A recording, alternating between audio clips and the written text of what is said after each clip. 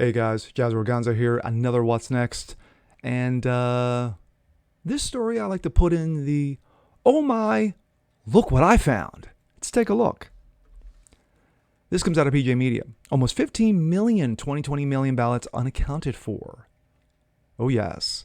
Almost 15 million mail-in votes have gone unaccounted for, according to a new report by the Indiana-based election integrity group Public Interest Legal Foundation. Quote, in the face of pandemic, states from across the nation hastily pushed traditionally in-person voters to mail ballots while at the same time trying to learn how to even administer such a scenario.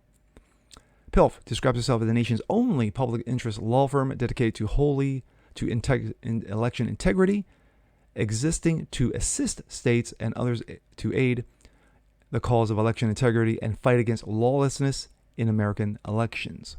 Former Justice Department civil rights attorney and current PJ Media contributor J. Christian Adams, the president of PILF, said the results don't bode well for mail-in voting.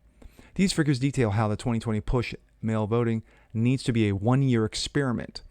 Bills in Congress, including H.R. 1 to supposedly For the People Act, quote, risk inflating these numbers even further, pushing our election system towards error, disenfranchisement, and ultimately widespread doubt about election outcomes. Some of the counties in which at least experience in administering mail-in voting rejected the mail-in ballots nationwide. If continued, 2020-style chaos will become the norm.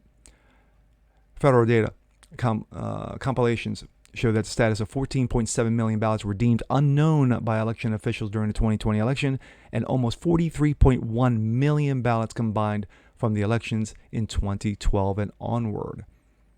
What does this mean? The U.S. Election Assistant Commission asked local officials how many ballots were not returned as voted, were undeliverable, or were otherwise unable to be tracked. The USPS Inspector General mostly recently reported that only 13% of the mail-in ballots of 2018 general election used the official tracking system. This means there's a wide variety of things that could happen to a ballot in the unknown column. In the 2020 election, there were 14.7 million unknowns, as well as 1.1 million undeliverable, 560,814 rejected ballots.